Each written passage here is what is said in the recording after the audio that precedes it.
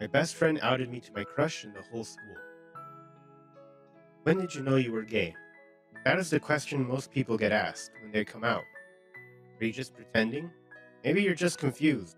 I do not think that who you love should be anyone's business, nor should your sexuality be brought into question. But we live in this world, and people will never stop asking these questions, no matter how much we hope. I knew I was gay at a very young age. I had the classic symptoms. I wish I could tell that to my father. I cannot pinpoint the exact moment when I did not care that so many girls wanted to be my Valentine in third grade. Or was it when I would sneak into my parents' room and put on my mother's lipstick when no one was home? Back then, I learned to hide it. It ate me up like a worm every single day, but I knew that it was either that or risking facing my father's wrath. The day he caught me wearing my mother's high heels, he raged like a bull that had been unleashed. I did not know what demons looked like, but the look in his eyes as he beat me, that was the look that I think was in the devil's eyes. He did not stop, no matter how much I screamed. He kept on telling me that he would beat the sin out of me.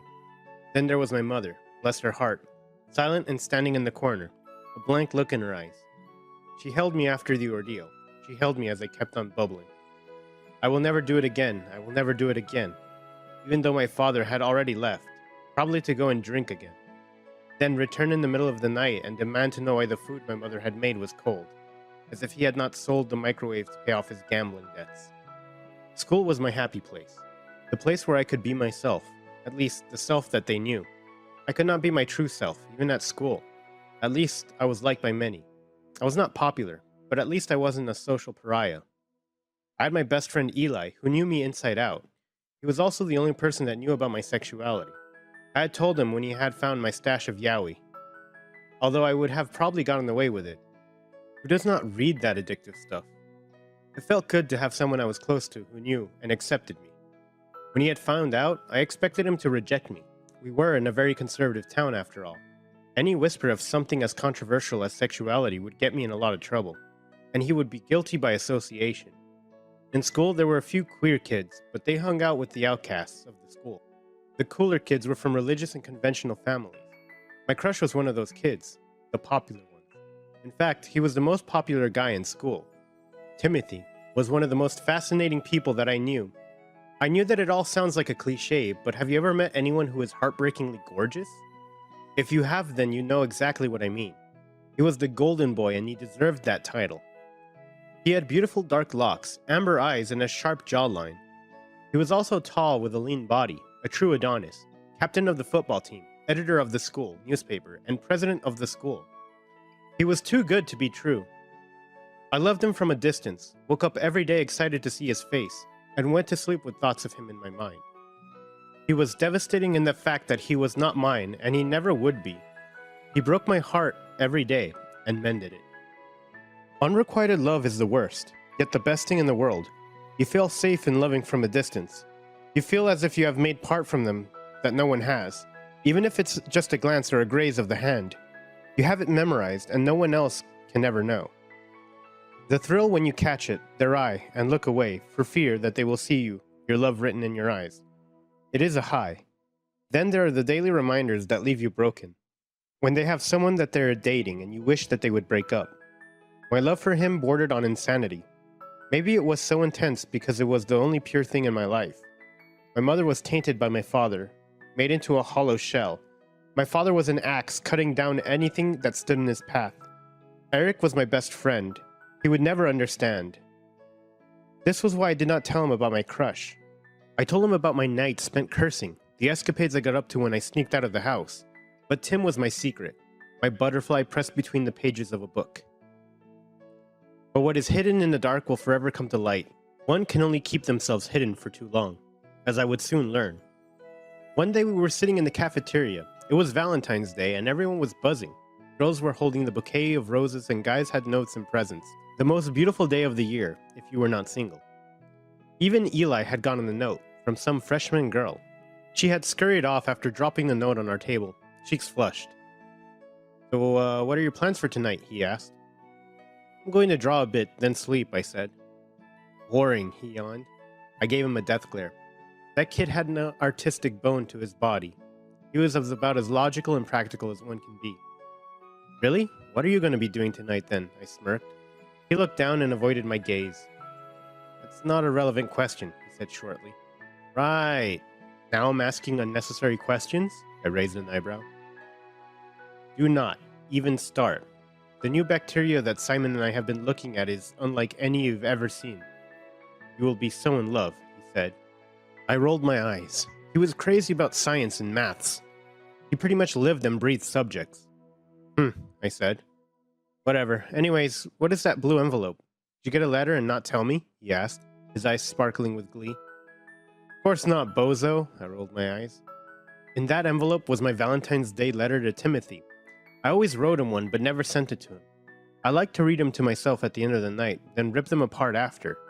The things we do because of the madness that is love. Let us see, he said. No, I said, making to snatch the envelope from beside me. If he got a hold of it, I would die. I do not know why, but I like to keep Tim as my little secret. Having anyone else find out would not help my situation, nor the fact that he was Eli's brother make it better. Too late, he said as he snatched it from me. My heart spiked as he opened the envelope. He started reading it aloud. Dear Tim, I hope that your day is filled with sunshine and roses. He did not get to finish reading the sentence because at that moment, Amanda, one of the mean girls, snatched it from him. She started reading the story out loud in her shrill voice. As each word poured out of her mouth like molten lava, I sank further into my seat.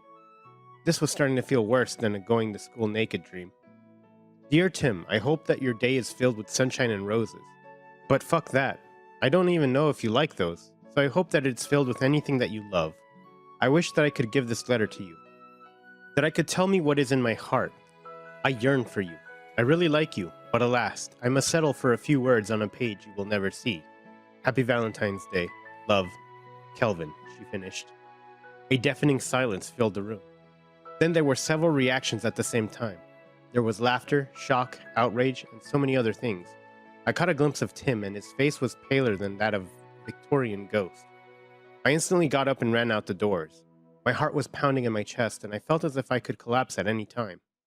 I kept on repeating to myself that it was not real. It had been a dream. But no matter how many times I pinched myself, I was hit by the fact that this was real. It was too early for the bus. I did not have cash for a taxi, and there was no one to take me home. This left me with no other choice but to walk home. My house was a bit of a distance away, but I needed to get the hell out of school. Luckily for me, it was a Friday, so I did not have school until Monday. It would be the worst weekend of my life, for I would be walking to the gallows on Monday morning. I got home 40 minutes later, drenched in sweat and stomach churning because of the anxiety I was feeling.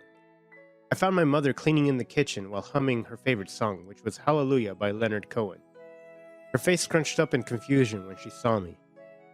And then, "Are you home so early?" she asked.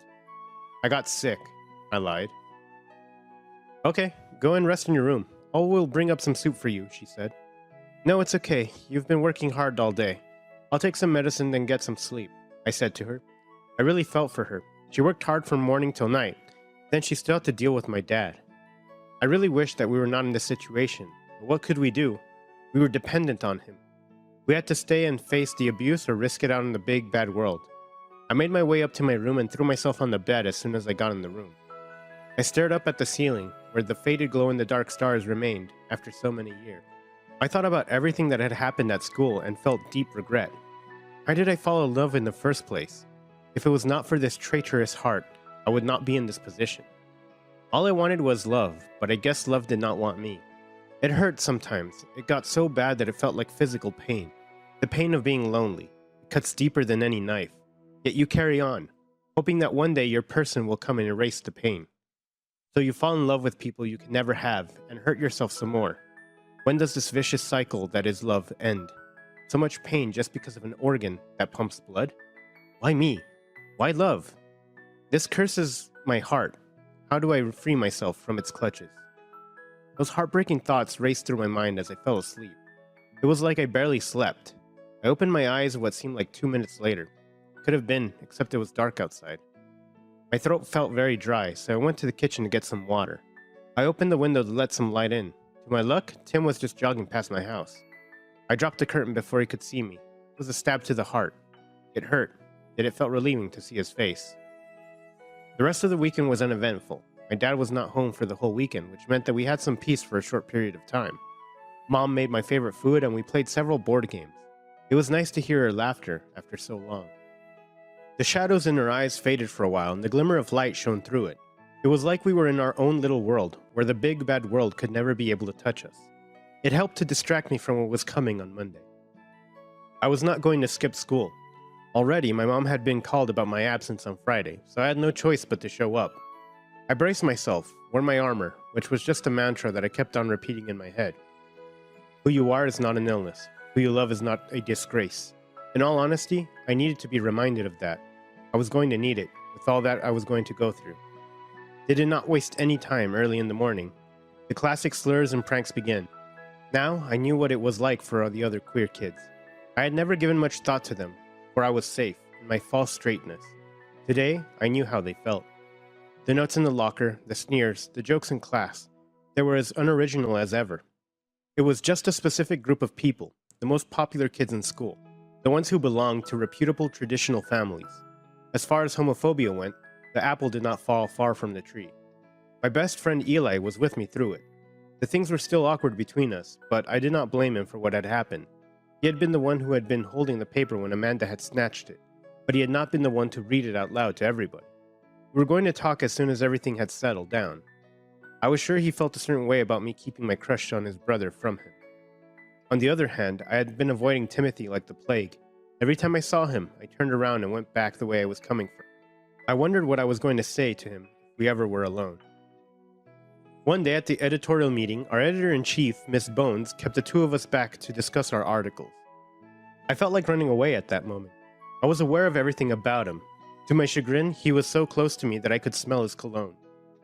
It was all I could do to stop myself from collapsing from a heart that was beating too fast. As soon as the meeting was over, I sprinted out of the room and was turning the corner before he had a chance to talk to me. I did not know how long I was going to keep running. The next day, I was running late for class. The bell had rung twice already, and the halls were empty. The night had been a bit eventful and I had not gotten any sleep. I had overslept and showed up late to school. I was running down the hallway when I bumped into a brick wall. Except it was not a brick wall. This I saw as I looked up at the tall imposing figure standing over me. Shit, today was not my day at all. Of all the people who I had to bump in today, it had to be him. Why did life have to do me dirty like this? On the day that I was looking like a mess, I had to bump into my crush. Talk about horrid luck. I ran my fingers through my hair and attempted to smoothen it out. Why are you late? He said in a stern voice. I started. I do not have all day, he said. I quickly scrambled to my feet and stood before him. He was looking breathtaking as always. I could not form any coherent thoughts.